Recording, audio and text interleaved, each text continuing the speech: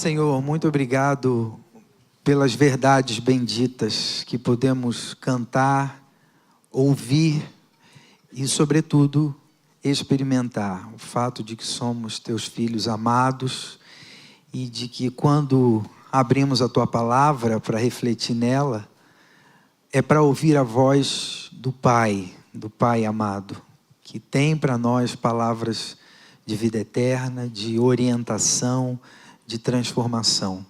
Queremos, Senhor, hoje, mais uma vez, ouvir a tua voz soar a partir da tua palavra nos nossos corações. Nós oramos assim em nome de Jesus. Amém. Amém.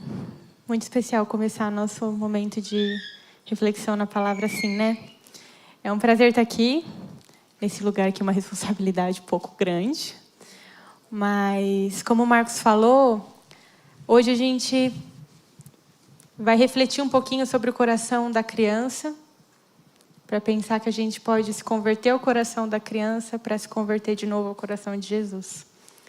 E como líder ministerial da Turminha da Vila, né, do Ministério Infantil, eu tenho passado constantemente por desafios na fé, nos ensinos das crianças para nós, do jeito que elas são, e na forma que a gente ensina para elas. E as crianças são muito preciosas, né? E ensinar para as crianças, às vezes as pessoas falam assim para mim: ai, Ju, nossa, dar aula para criança, muita responsabilidade, não sei se eu dou conta. E é realmente muita responsabilidade. Mas não é difícil porque elas não entendem, né? Porque a gente às vezes fica pensando que é difícil, porque, será que elas vão entender? Mas a verdade é que as crianças expõem para a gente as nossas maiores vulnerabilidades e fraquezas. E quando a gente está com elas, é mais difícil fazer pose.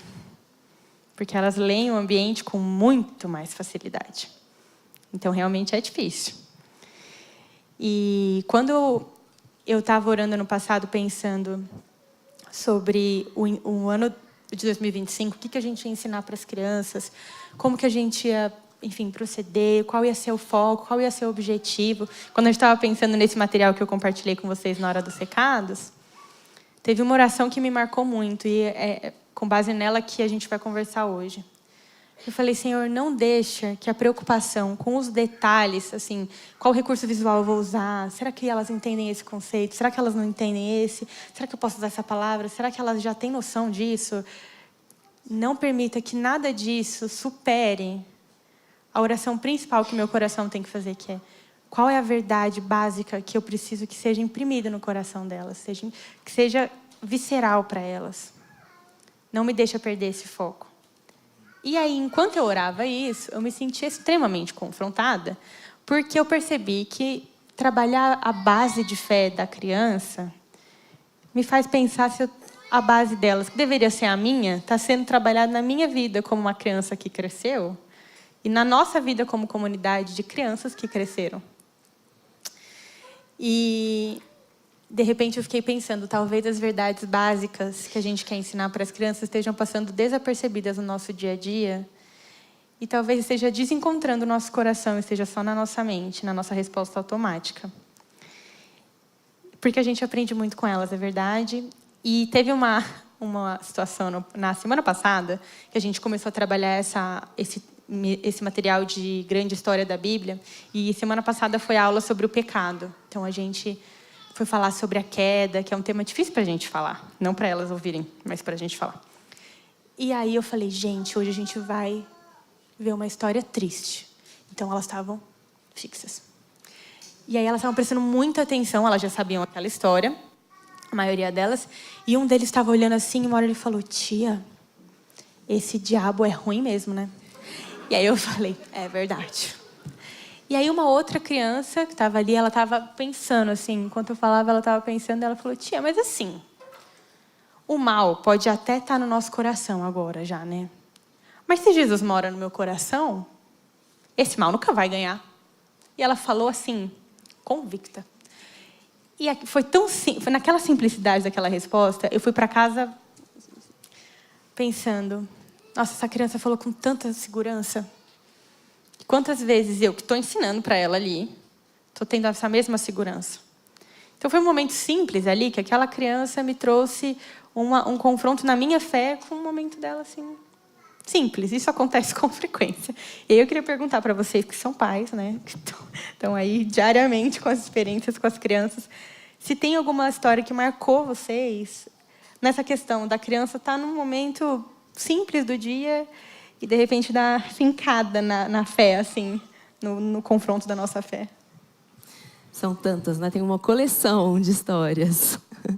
Mas lá em casa a gente geralmente tira o período da noite, assim, para ser o período em que a gente conversa mais sobre a Bíblia, a gente lê histórias bíblicas juntas, né? E aí, nesse período, às vezes, surgem algumas perguntas teológicas, né?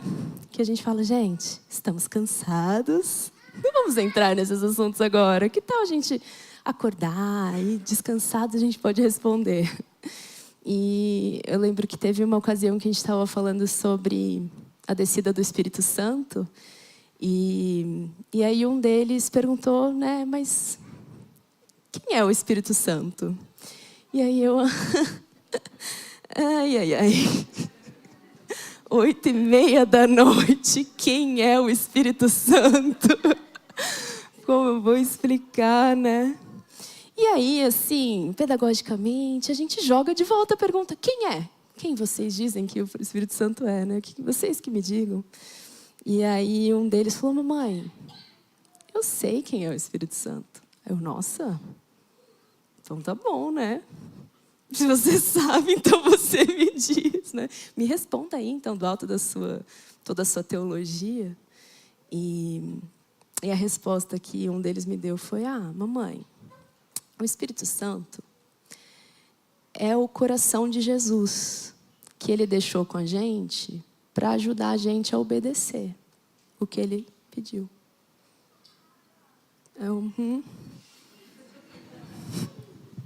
Tá bom. Boa noite, vamos orar, né? E eu acho que meus filhos me ensinam muito, assim, o quanto às vezes a gente complexifica as coisas, né? E a gente subestima a capacidade deles entenderem coisas complexas, né? E às vezes a gente não quer tocar em assuntos complexos com eles, ou então a gente não quer, nossa, como que eu vou dar aula para uma criança, né? E eles estão às vezes mais sintonizados com a essência daquilo que de fato é, do que a gente que fica tentando ali com as nossas aulas, né, de teologia, de pneumatologia, tentando sistematizar o Espírito Santo. E eles, não, o Espírito Santo é o coração que Jesus deixou com a gente para ajudar a gente a obedecer o que Ele quer que a gente faça, né? Então, isso me marcou, assim, enquanto o meu filho me deu uma rasteira ali, né, e me ensinou sobre o Espírito Santo nessa ocasião. Era isso que eu ia contar. Sim. Só que essa ocasião foi comigo, né? Então não tem como Tá certo, contar é uma experiência. verdade. Foi comigo. Sim, senhora.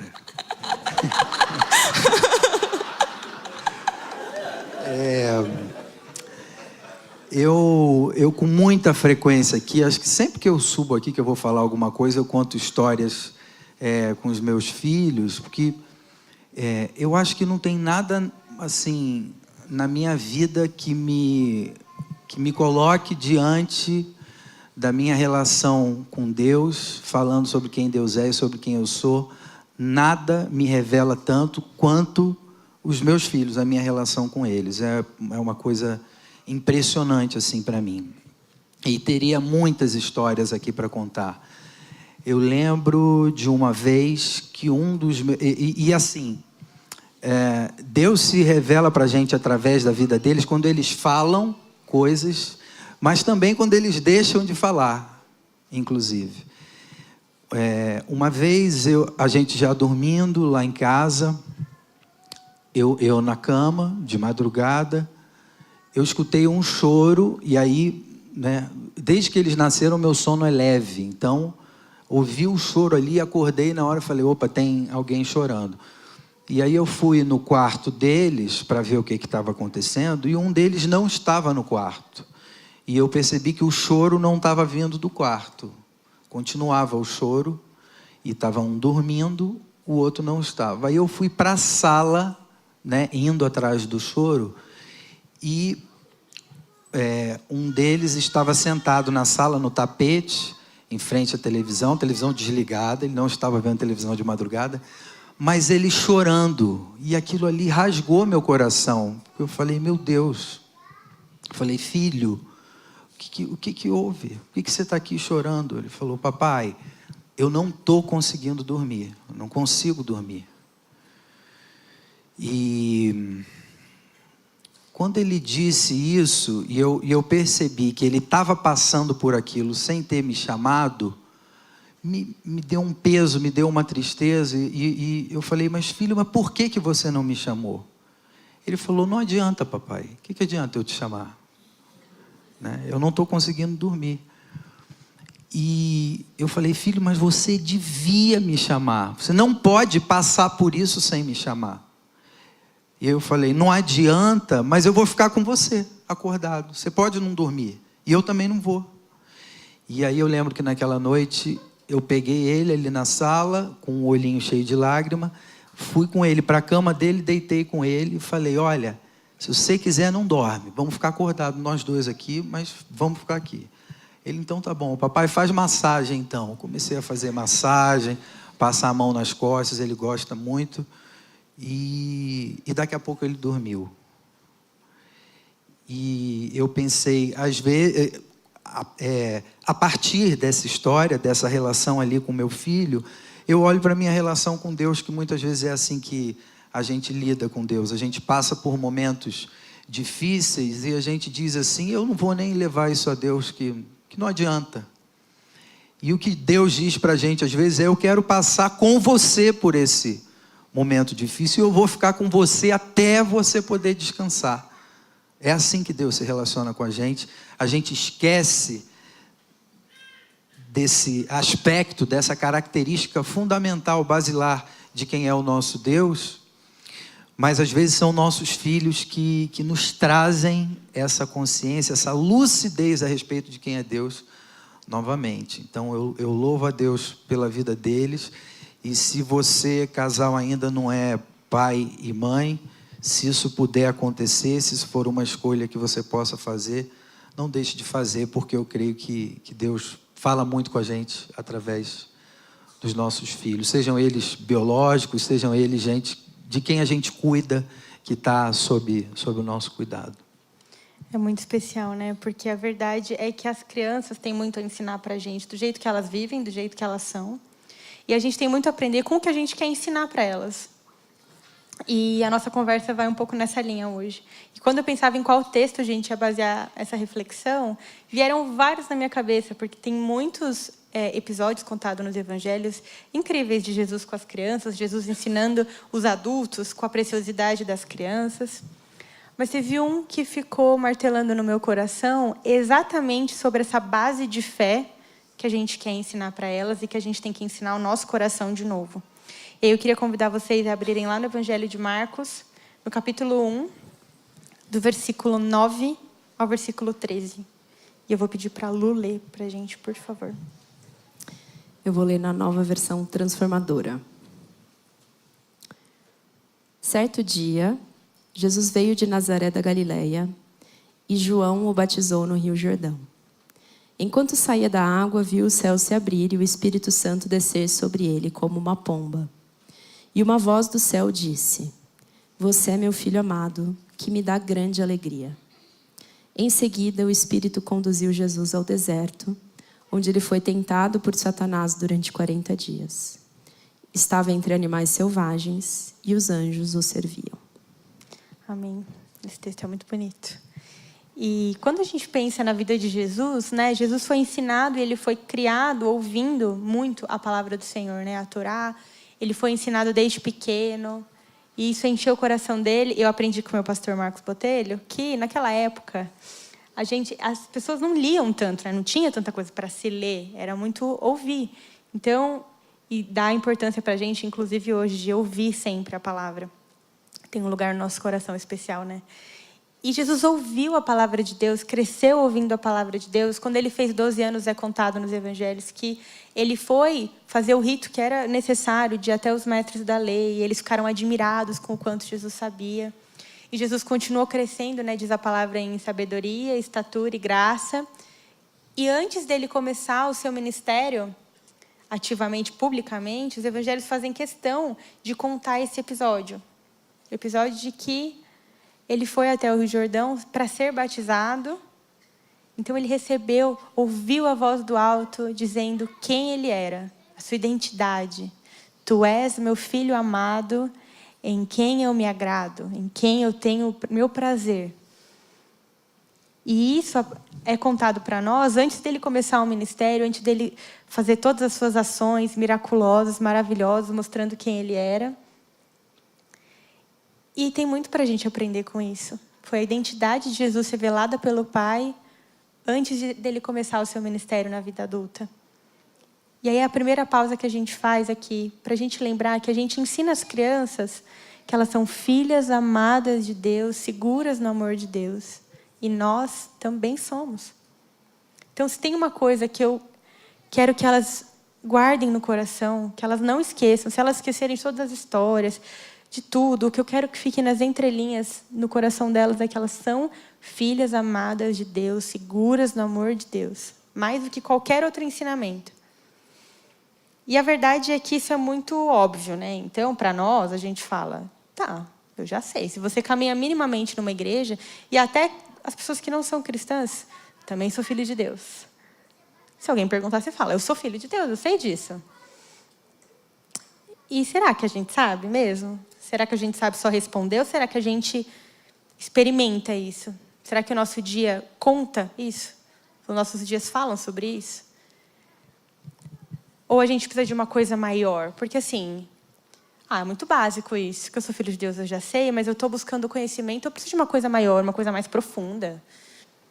Que eu já sei que eu sou filho de Deus. Isso aí é um ensinamento de criança. Criança que aprende isso, a gente já aprendeu.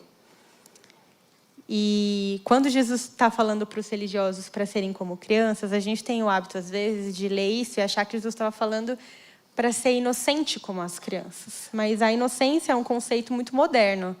Não era o conceito que Jesus estava falando na época, né? Quando ele fala sobre as crianças, ele está falando sobre um ser que, assim como as mulheres, tinham valor nenhum. Então, as crianças, elas não eram nem consideradas como seres que tinham alma, que tinham consciência. Elas não tinham essa característica como, graças a Deus, hoje mudou. Mas a criança era um ser dependente, necessitado, frágil, vulnerável, sem valor. E a verdade é que tanto os religiosos daquela época quanto a gente não quer ser nada disso. Se tem uma coisa que a gente busca na nossa vida, no nosso dia a dia, é não ser fraco, dependente, frágil, vulnerável. A gente não quer isso. A gente quer superar isso. Afinal de contas, não posso viver assim. E aí, muitas vezes, a gente está perdendo a oportunidade de cultivar um coração de criança, que é um coração de filho. Porque é isso, a criança ela não tem essa vida assoberbada que a gente tem. Ela não quer prover, nutrir, contribuir. Ela quer se divertir. A criança tem como base para ela a confiança, o acolhimento. Ela não fica pensando em entender todas as coisas, ela vive. E a gente está aqui, focado em prover. A gente quer resolver, a gente quer entender. Queremos compreender as coisas. E às vezes a gente está perdendo a oportunidade de ser provido, de ser nutrido pelo coração delas e pelo coração de Jesus. Porque é isso, a criança não faz nada para merecer ser filha. Ela é filha e ponto final. Então, se ela tem um dia difícil, se ela erra, não entra em pauta se ela é filha ou não. Se ela é mais filha ou se ela é menos filha. No máximo está em pauta a consequência que ela vai ter do ato dela, como, sei lá, ela pode manipular a consequência. Mas não entra em pauta se ela é filha ou se ela não é. Isso já é uma certeza que ela carrega, é visceral para ela. Não tem por que ela ficar pensando, será que eu sei que eu sou filha? É assim que é ser filha? É assim que é confiar no meu pai? Não. Ela reconhece o pai, se joga no colo dele e acabou. Então, a gente é convidado a cultivar um coração de criança, a cultivar um coração de filho. Que lembra que o Filho amado de Deus, que recebeu essa revelação dos céus, ele foi filho e obedeceu ao seu pai até o fim. Até o momento que ele se sentiu mais sozinho, lá no jardim de Getsêmani, onde ele nem sentia mais a presença e o amor desse pai. E pediu: Pai, se for possível, para essas pessoas que querem viver a vida sozinhas, que querem dar o jeito dela nas coisas, se elas puderem ser filhas de outra forma que não for assim, eu preferia. Mas esse filho amado, de filho unigênito de Deus, ele topou o fardo de ser o primogênito, e o fardo foi aquela cruz, para que a gente fosse os filhos mais novos, que recebessem a mesma voz do alto, dizendo: você é meu filho amado, em quem eu tenho meu prazer. Isso é muito precioso, e isso não é uma verdade óbvia. E se a gente segue com o texto, a gente tem que depois desse batismo de Jesus, o Espírito levou Jesus lá para o deserto para ele ser tentado por Satanás. E se a gente for ler, a tentação que Jesus sofreu foi exatamente na sua identidade. Exatamente. Então, se você é filho de Deus, você não precisa passar fome aqui no deserto, você pode pedir para essas pedras virarem pão. Se você é filho de Deus, você pode se jogar daqui, a sua vida não está em risco. Mano, os anjos vão te servir. Se você é filho de Deus mesmo. E assim, mesmo que você seja, se você me adorar, então se você não for só filho, mas também quiser dar um seu jeitinho, eu posso te ajudar, eu posso te dar mais coisas, eu posso te dar reinos.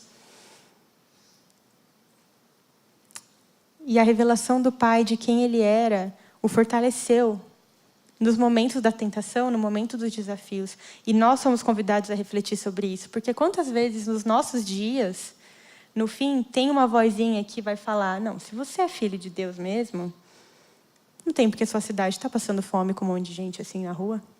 Porque se vocês são filhos de Deus mesmo, por que a nossa família está passando por aquela situação? Se você é filho de Deus mesmo, por que o trabalho está te deixando tão sobrecarregado? Ou assim, não, eu sei que você é filho de Deus, mas se você der um jeitinho a mais, quiser um pouquinho a mais, quiser fazer do seu jeito algumas coisas, acho que você pode ganhar umas coisas a mais. Não precisa só ser filho, você pode, né?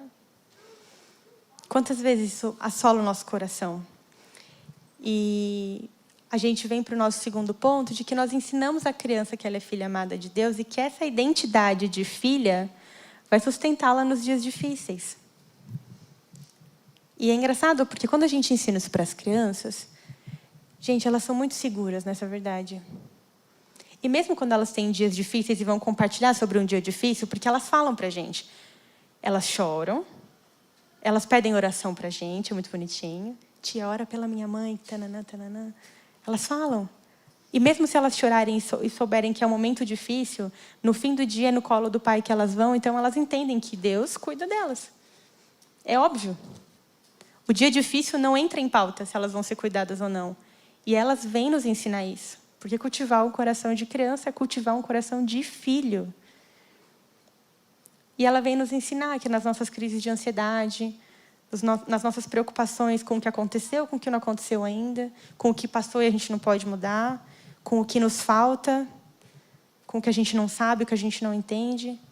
Com tudo isso, vem uma consciência anterior e superior, que é de que eu sou um filho amado de Deus, em quem Ele se agrada, eu estou segura nesse amor, acima de tudo. Tem um livro que chama Liturgia do Ordinário, escrito pela Tish Warren, que é um livro que eu gosto muito. E é um livro que ela fala muito sobre os hábitos do dia a dia e como a gente pode intencionalmente viver uma vida lembrando das verdades da nossa fé. E aí tem um dos primeiros capítulos que ela escreve de uma forma muito poética, que quando a gente acorda, ao abrir os olhos, o que tem que encher a nossa mente e o nosso coração, acima de tudo, é a lembrança do batismo de amor e filiação de Deus sobre nós. Então, quando a gente acorda, a primeira coisa que tem que tomar o nosso coração, eu sou uma filha amada de Deus em quem Ele se agrada. E a partir disso, o meu dia vai acontecer. A partir de ser filha, os meus dias acontecem. E no livro ela também vai falando uma hora que, assim, que é uma frase que me pegou muito. A forma que você vive os seus dias é a forma que você vive a sua vida. Aí pode parecer óbvio. Só que isso significa assim, se no meu dia, em nenhum momento, o fato de eu ser filha de Deus enche o meu coração e as minhas ações, então a minha vida não está passando por essa consciência. Porque sua vida é feita dos seus dias comuns, ordinários. E como é difícil, porque às vezes a gente fala, eu sei disso, eu sei que eu sou filha amada, mas aí no meu dia a dia, quando o meu trabalho me pressiona, eu vou achando que eu não dou conta, que eu preciso fazer mais um pouco, porque eu tenho alguma coisa para provar, e aí a dúvida bate se assim, eu sou filha amada mesmo, isso não é suficiente. Eu não estou tão segura assim. Ou quando vem uma crise em algum relacionamento, vai dando uma estremecida e você fala, ai, tá vendo, eu não posso confiar. Eu não tenho um amor seguro assim que me sustenta. E aí o fato de ser filha amada de Deus já foi embora, nem passa pela cabeça e não passa pelo nosso coração, pelo nosso corpo, pela nossa experiência, pela nossa casa. E aí fica só no racional. E se alguém te perguntar, você continua sabendo responder que você é filho amado de Deus. Mas não tem nenhum momento da sua vida, do seu dia a dia, que isso acontece. Isso é muito sofrido pra gente, né? Eu queria perguntar para vocês, como que vocês sentem isso? Como que vocês experimentam isso das lutas do dia a dia e a lembrança de que nós somos filhos amados de Deus? É um desafio, uma luta diária, né? Eu acho que esse exercício da Tish Warren é muito profundo e propício, né? Ela propõe que você, ao lavar seu rosto, você se lembre da sua identidade batismal, né? Que você lembre que você nasceu de novo e que agora você é uma nova criatura e que você é filho amado de Deus. E para mim isso faz tanto sentido, porque eu acho que todo dia é quase como se eu acordasse para um novo campo de tentações aqui, em que o inimigo das nossas almas vai tentar minar essa minha identidade nessas 3 grandes áreas em que ele tentou minar a identidade de Cristo, né? Ele tentou minar a identidade de filho amado de Jesus na parte do sustento, né? Então, se você é filho, será que Deus vai te sustentar? Tentou minar a identidade de Cristo na parte do significado, né? Do status. Se você é filho amado, então será que Deus vai te dar significado na vida? Vai te dar relevância? Vai te dar o reconhecimento que você deseja? E na parte da proteção, da segurança, né? Se você é filho, será que Deus vai te proteger? Deus vai vai fazer com que você fique seguro, né? E acho que quando as misericórdias do Senhor se renovam a cada manhã sobre mim, é quase como se eu precisasse relembrar disso, assim, cara, hoje, ao longo do dia, eu vou ser tentada nessas 3 dimensões, né? Eu vou ser tentada a achar que o Senhor não vai prover nessas 3 dimensões, que o Senhor não vai prover segurança, que o Senhor não vai prover significado e reconhecimento para a minha vida, que o Senhor não vai prover sustento. E se eu não estiver enraizada na suficiência da minha identidade como filha amada, eu vou sair como uma doida desenfreada, buscando essas outras coisas. E isso só vai me exaurir, isso só vai me cansar, isso só vai me levar. O Henry Nouwen fala muito, vai me tirar da casa do amor para a casa do medo. E aí, se eu estou na casa do medo, pronto. Aí eu me escondo, e aí o que sai de mim para o outro é só podridão, né? Mas se eu permaneço na casa do amor, eu vivo uma vida aberta. Eu vivo uma vida livre, né? Eu vivo uma vida que flui amor para o outro, que flui. Isso que a Carla falou, né? Eu levo essa identidade por aí e dessa identidade eu abençoo o outro. Mas é um desafio diário. Nem todo dia eu consigo lavar meu rosto e me relembrar dessa identidade, né? Mas todo dia essa identidade está disponível para que eu possa viver a partir dela, né? E eu acho isso tão gracioso da parte do Senhor. Eu me lembrei de uma outra história com os meus filhos que Uma vez eu comprei para os dois, a gente torce para o Flamengo, né, lá em casa. Eu comprei uma camisa do Flamengo para cada um. Deviam ter ali na casa de 6 e 8. Enfim, comprei 2 camisas. Uma, a número 1 do Flamengo, que é a listrada, preto e vermelho. E comprei para o outro, a número 2, que é aquela que é branca. Aqui, camisa super bonita, Gustavo, do Flamengo. E dei para eles aquela camisa e falei, gente, isso aqui é muito precioso, isso aqui que o papai está dando para vocês. Ensina a criança, né, no caminho. E aí fomos para casa e tal, os dois felizes, botaram a camisa. E em casa e tal, vamos lanchar. Eu falei, vamos tirar a camisa agora, para não sujar, para não ter nenhum problema, trocar de camisa. Não, papai, a gente quer ficar com a camisa e tal. Eu falei, tá bom. Mas, sobretudo, você com essa branca, cuidado. Beleza. Não deu outra, suco de uva. Virou um copo de suco de uva em cima da camisa. Aí eu, falei, Espírito Santo. E aí eu fui limpar a sujeira que ficou ali e ele saiu. E eu não percebi. Quando a gente olhou, eu falei, Lu, cadê o Gabriel? Falei o nome dele, não era nem para ter falado. E cadê ele? Não sei o quê. Sumiu, foi lá para dentro, não sei o quê. Fui procurar, eu achei ele no quartinho dos fundos lá de casa, com a porta fechada. Eu vi que a luz estava acesa, eu falei, ele deve estar ali dentro. Eu fui abrir a porta, uma cena também que me cortou o coração. Ele estava ainda com a camisa, esfregando assim, ó, tentando limpar aquela camisa.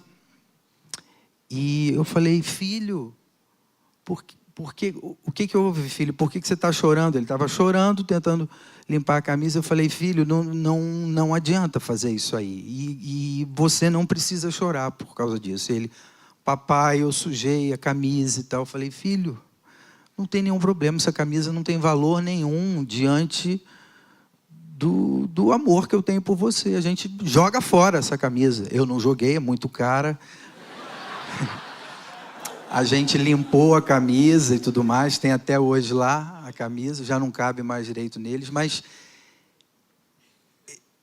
ele refletiu ali na relação comigo o que eu percebo às vezes na minha relação com Deus, de não me perceber como filho amado acima de tudo. Não tem nada que eu faça, não tem camisa que eu suje, não tem besteira que eu fale, que faça Deus me amar menos, que faça com que eu deixe de ser um filho amado de Deus. A gente vive a vida se esquecendo dessa realidade, achando, não, isso aqui foi brabo demais, isso aqui ele não vai me perdoar. As consequências dos erros virão, mas ele continua nos amando, ele continua nos dando a chance, ele continua guardando o nosso coração. E por quê? Porque somos filhos amados. A nossa identidade de filhos amados. O Gabriel é meu filho amado. E não interessa aquela camisa, fica em segundo plano, embora seja tão importante para mim, né, o manto sagrado do Flamengo, mas isso não tem valor nenhum diante do que eu sinto por aquele moleque e né, não tem nada que faça com que ele deixe de ser. E talvez ele está nesse processo de perceber isso, percebendo as minhas imperfeições, as minhas faltas de paciência. Só que a gente está falando de um Deus perfeito, um Pai amoroso que é perfeito. Talvez a sua referência de pai, quando a gente fala o pai, o colo do pai, talvez você... Isso para mim não funciona, essa referência não funciona.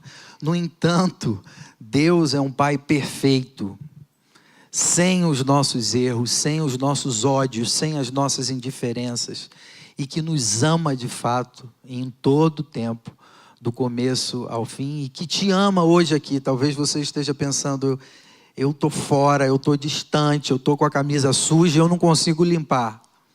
E o que ele está te dizendo hoje aqui é: não importa. Você é filha amada. Você é filho amado. E a gente vai seguir caminhando e eu quero te dar outra chance. E não se afaste de mim, não se esconda no quartinho dos fundos. Vem para a sala, vem comigo, volta para a mesa. Senta comigo aqui. Vamos cear junto. Esse é o convite dele para a gente hoje aqui. E como é difícil realmente, como a gente está falando aqui, é difícil às vezes, em alguns dias, né? Lembrar disso. Às vezes a gente não consegue sozinho. Tem dia que isso vem mais forte, tem dia que é isso. Passa o dia e você não consegue sozinho. E a gente chega no terceiro ensinamento que eu tenho orado para que a gente passe para as crianças e que quero que a gente viva como comunidade. Porque nós ensinamos para a criança que naqueles dias que forem muito difíceis de lembrar dessa verdade, tem um amigo, que é o Espírito Santo, que vai ajudá-las a lembrar, porque é o coração de Jesus nos ajudando aqui a lembrar quando a gente esquece. Porque a verdade é que nós, seres humanos, somos seres de memória muito curta. A gente esquece com uma facilidade das coisas. Por isso que a gente constrói memoriais, que a gente lembra que a gente tem uma comunidade. Mas, acima de todas essas coisas, existe alguém que foi enviado, que está no nosso coração hoje, que é o Espírito Santo. E teve uma experiência, junto com a experiência de um dos filhos da Lu, sobre o Espírito Santo, que ele já sabia quem era o Espírito Santo, que eu vivi com uma criança, que a gente ensinou também um dia na igreja, na outra igreja, sobre o Espírito Santo. E aí, beleza, passou a semana, a mãe chegou para mim na outra semana e falou assim: viu, o que vocês ensinaram para as crianças domingo passado? Aí a gente falou: a gente ensinou sobre o Espírito Santo. Aí ela: ufa, agora faz sentido. Porque agora a oração dele, toda vez que ele vai orar, no final ele agradece pelo amigo Espírito Santo, que ajuda ele a lembrar das coisas que ele esquece. E ele sempre agradecia pelo amigo Espírito Santo. E que precioso é isso. Porque realmente tem dias que as tentações vão vir muito fortes, perguntando se a gente é filho de Deus mesmo, por que as coisas estão acontecendo do jeito que não é o jeito perfeito de acontecer. Mas se a gente voltar para o texto, ele diz que Jesus veio de Nazaré para ser batizado por João, no Rio Jordão. E aí o Espírito veio. Porque João já tinha falado: eu batizo vocês com água, mas virá aquele que vai batizar vocês com o Espírito Santo. E esse mesmo Espírito veio sobre nós, desceu sobre nós, e cada um de nós recebemos a mesma filiação, o mesmo batismo que Jesus recebeu, de que nós somos filhos amados e nós podemos confiar nesse amor. E esse Espírito vem nos lembrar diariamente que não foi só naquele dia que você conheceu Jesus pela primeira vez, mas hoje, num dia comum, onde sabe lá o que você está passando e sentindo hoje, nesse dia o Espírito vem sobre você e te lembra, te ajuda a lembrar, a viver, a experimentar que você é um filho amado, seguro no amor de Deus. E o Paulo, lá em Gálatas, né, no capítulo 4, do versículo 4 ao 7, ele fala uma coisa muito especial. Ele diz assim: quando, porém, chegou a plenitude do tempo, Deus enviou o seu Filho, nascido de mulher, nascido debaixo da lei, a fim de redimir os que estavam sob a lei, para que recebêssemos a adoção de filhos. Porque vocês são filhos, Deus enviou o Espírito do seu Filho ao coração de vocês. E ele clama: Abba, Pai. Assim, você já não é escravo, mas filho. E por ser filho, Deus também o fez herdeiro. Porque nós somos filhos, não para que sejamos filhos. Porque já somos.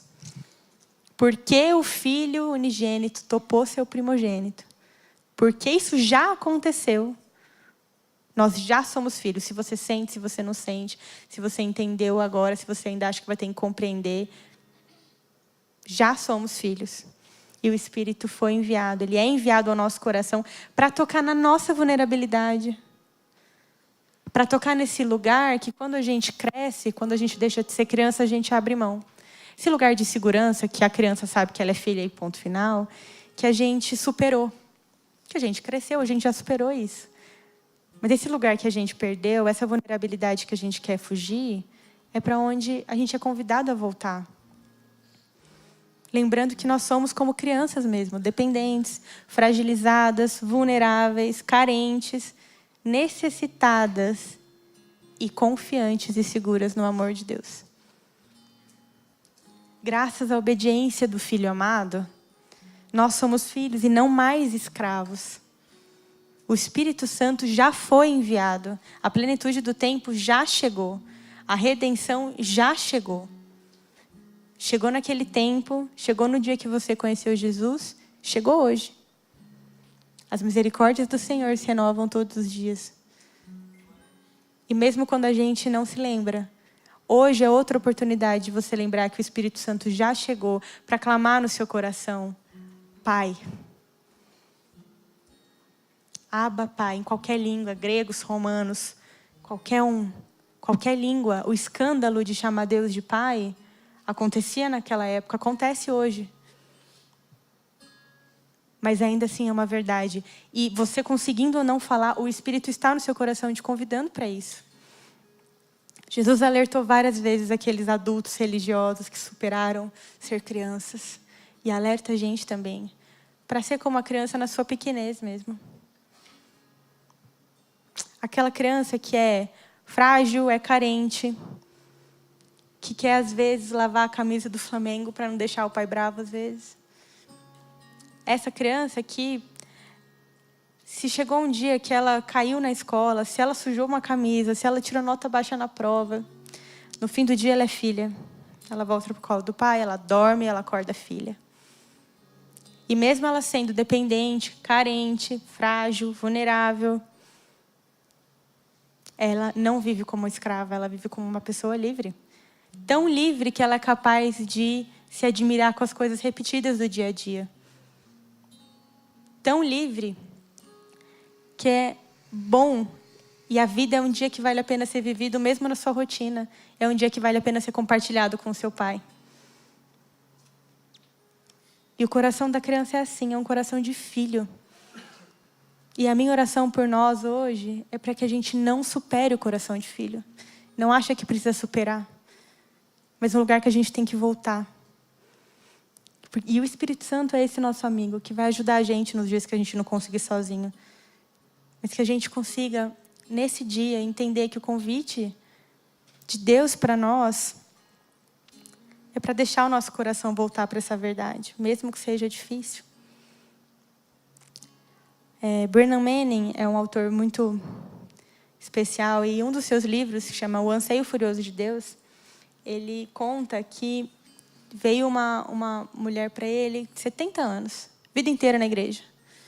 E falou, é o seguinte, eu não consigo entender a paternidade de Deus. Eu tive uma experiência ruim com meu pai, isso não entra no meu coração, não consigo. E ele acolheu ela e sugeriu que ela fizesse uma oração simples. 1 mês, todos os dias. Que ela fechasse o coração e fizesse uma oração que combinasse com a respiração dela. Que era, Abba, eu pertenço a ti. Só isso. Pai, eu pertenço a ti. É uma oração que dá para você fazer em uma inspiração e expiração. Até que aquilo flua como a sua respiração, flua como a sua vida.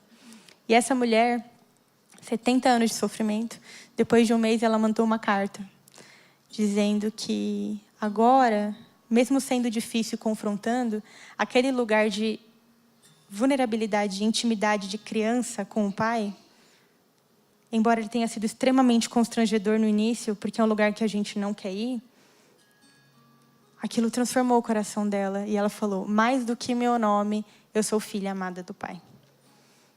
E a minha oração por nós hoje é que a gente consiga cultivar esse coração de criança e voltar para esse lugar de coração de filho.